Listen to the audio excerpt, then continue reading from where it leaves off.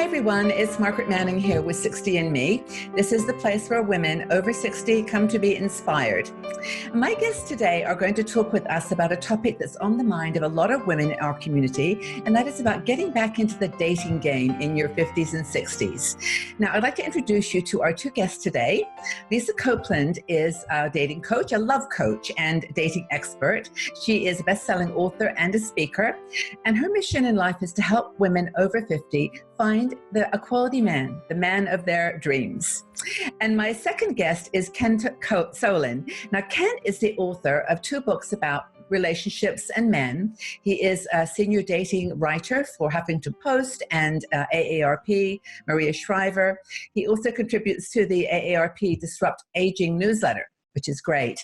And he's also a voice actor. He records novels on Audible. But most importantly, he is a dating coach. He actually helps women over 50 to play in this online dating game. So welcome to both of you, Lisa and Ken. Hi, great to be here. Yes, thank you for having me.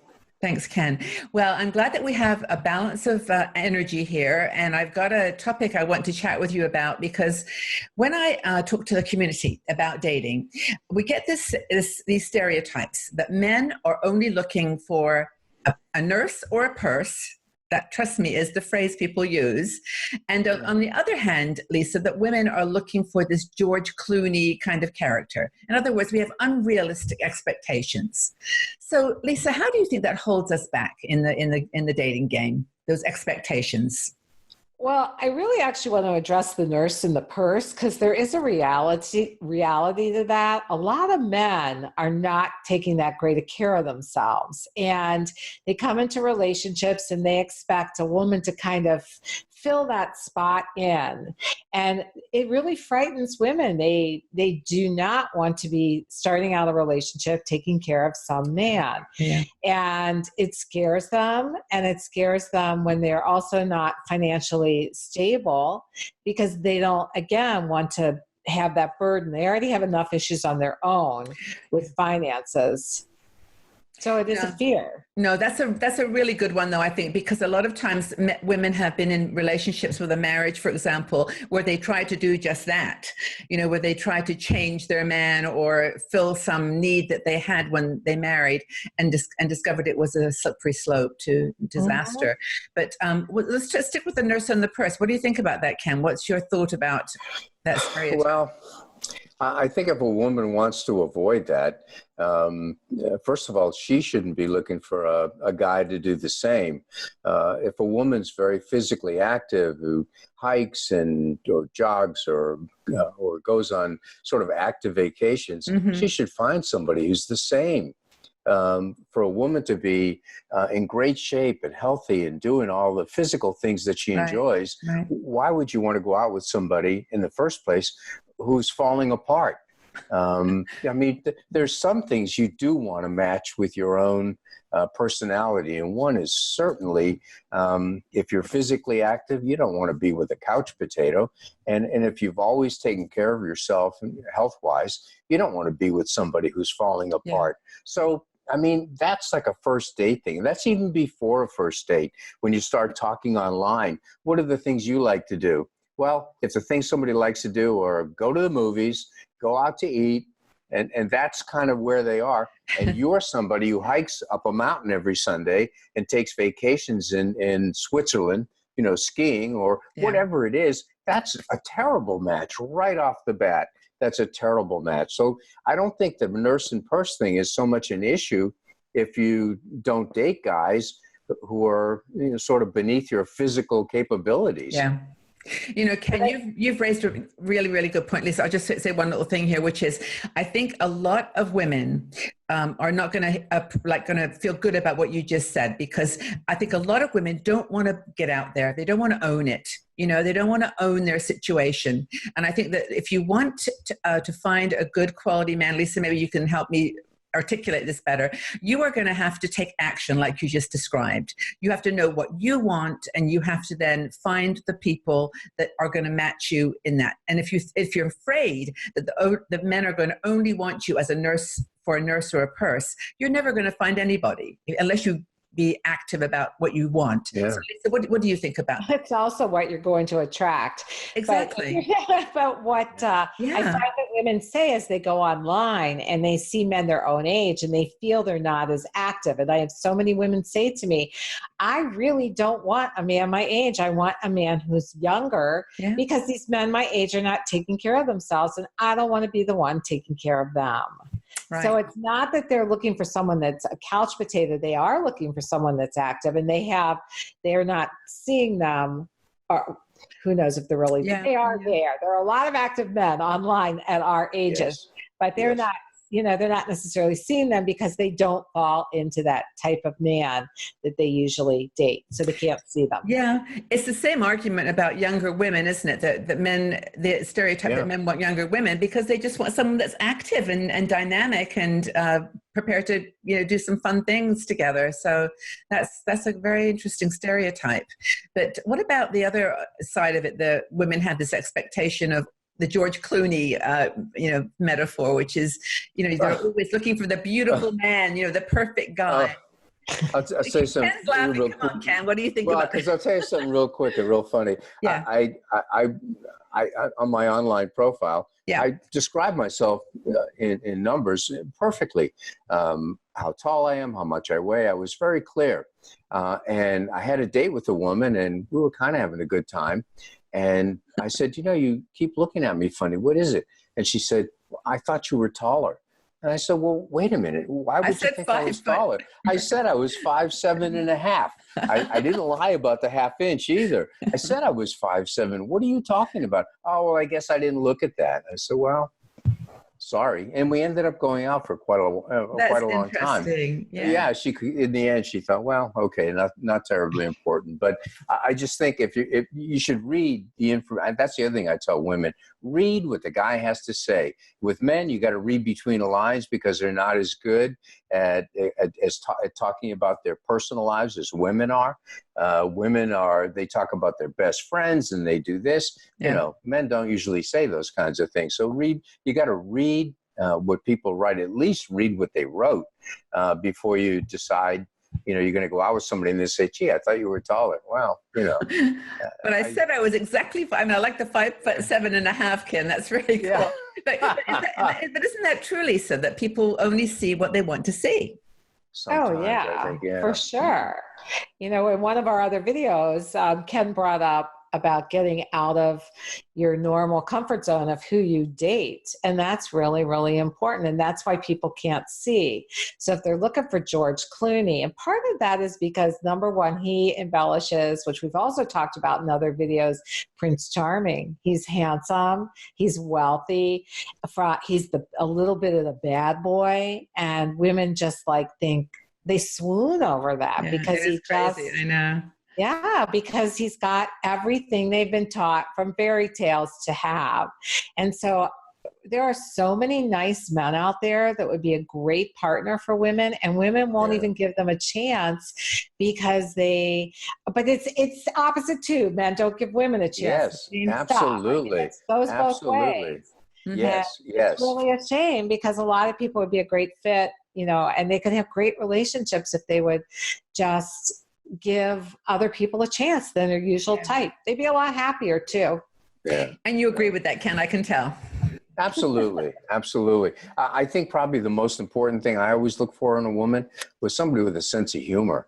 Yeah. I used to be a Woody Allen fan in the old days, but there's comedians who I think are really funny.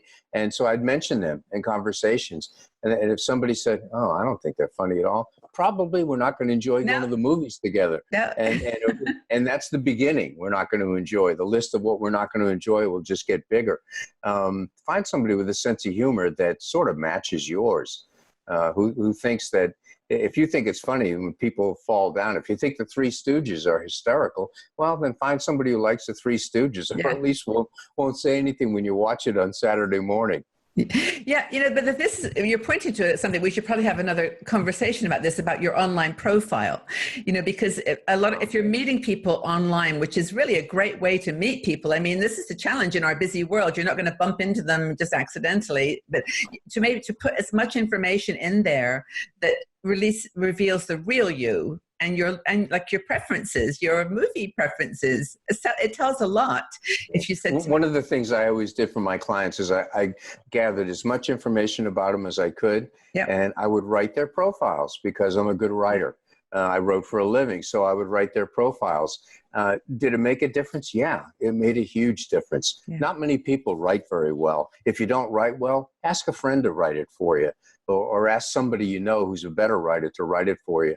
But that's one of the things I always did for my clients, is to write their profiles so that they would attract the right guys, not just men. They would attract the right guys. Yes, I'm still interested in having sexual relationships, but within the context of a real emotional relationship. Well, that says everything a guy wants to know about. Is this woman going to have sex with me in the first date? Probably not.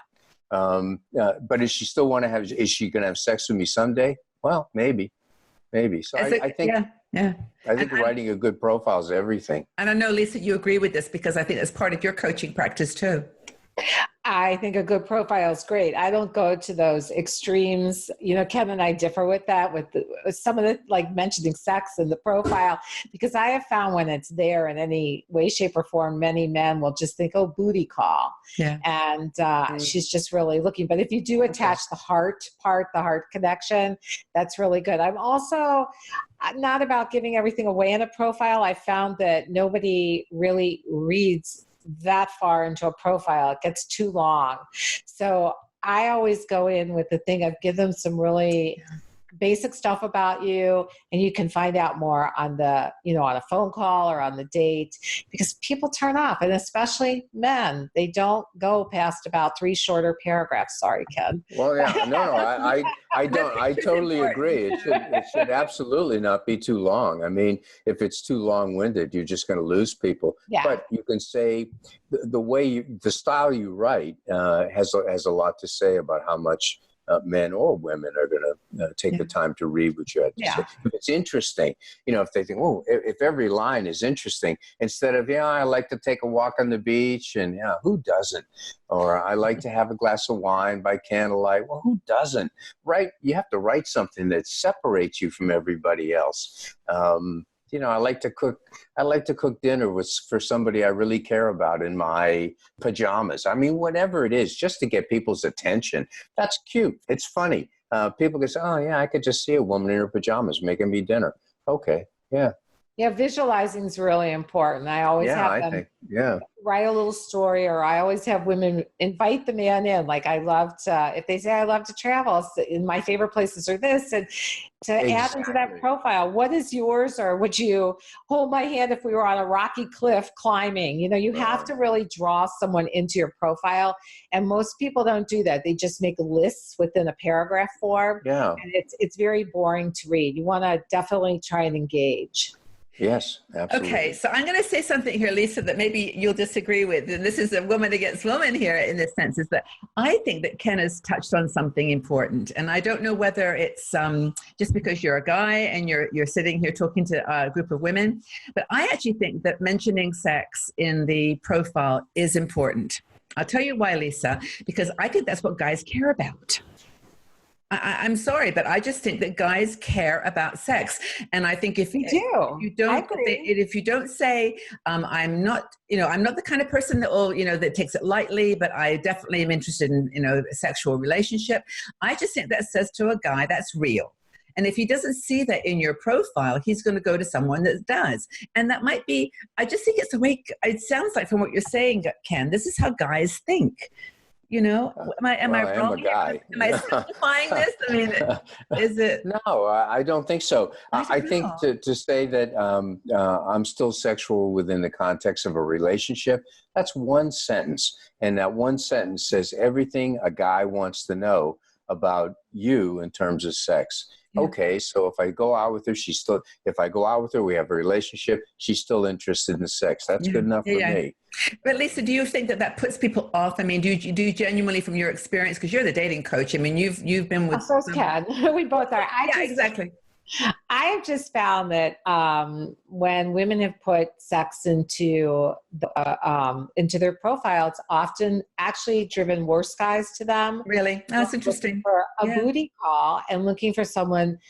look, all men want to have, no, most men, yes, that's what they're looking for. Look at your profile. They think, well, could I sleep with you? But I've just found that it's pulled in a lot of not good men talking about sex in your profile. But that's my experience with clients. And, Ken is telling from the male perspective of what he's looking for. And I think it's really important. It's an important way to view it. And it's worth trying if it resonates with you. Sure. And I think the other part is that I spent most of my life in California, in the Bay Area, Northern California. And people are really upfront about most everything. And there's not too much. By the time you meet somebody for coffee, you know a lot about them. And if you don't go out with them to have coffee in the first place. But I think I'm used to people being very open, very upfront. Look, here's who I am. If this works for you, okay, let's meet for coffee. If it doesn't work for you, or if you think it's this and it isn't, then let's not. But I think people in California, Northern California especially, just want to get it out there. And look, this is it. What do you think? Life is short. But I think the theme of this particular talk, though, is unrealistic expectations. And I think we've actually kind of got an interesting conversation going here, because in many ways, Ken, that is an unrealistic expectation that women are going to feel comfortable about talking about sex. Because, I know that I am. I would find that really difficult. I don't even have a profile, but if I did, what Lisa's saying. So I think that in a way is an unrealistic expectation on the guy's part, but maybe there's a middle ground, or like you say, a cultural element to it. Yeah. Do you think that's true? That's true. I know my clients in California are very, very different than my clients in the Midwest and on the East Coast. Yeah. It's a way more open atmosphere, whereas here in the Midwest, it's a little bit more contained. And I'd say the East Coast is more contained too. And it's just different. Switzerland is really different. Like, you'll be lucky if you get a smile out of somebody here in Switzerland. You have to basically stop them and look at them and say, "Good morning, grüezi." Well, people smile here, smile here. I shouldn't say that but seriously, and then Switzerland is not Europe really, but Europe is probably closer to California in terms of. I think so. Yeah. What's it like in Chiang Mai in Thailand? It's my dream. It's always warm or hot. The people couldn't be sweeter and kind and patient and polite. And the food is, you could eat out for 6 months every day and never eat the same thing twice. The food is just an adventure. And the Buddhist temples, there's 300 Buddhist temples in Chiang Mai. 300, and each one's more beautiful than the next. The man's in love. We love this. I have no plans to leave. I bought a motorbike and I'm having the time of my life here. Well, thank you both for the work you do to help women be empowered in this area. Lisa's in beautiful Midwest in USA, and you just, moved house and life moves on. It's all change for everybody. So I hope you're all well. But thank you so much for this conversation. Lisa's website is not Lisa Copeland, it's findaqualityman.com. And Ken is KenSolin.com. And Lisa and I have actually done lots of videos that you can find on 60andMe, probably close to 50, quite a few. Lots on different topics. But Ken, it's been a real pleasure to have you here. And I hope we can do more conversations in the future.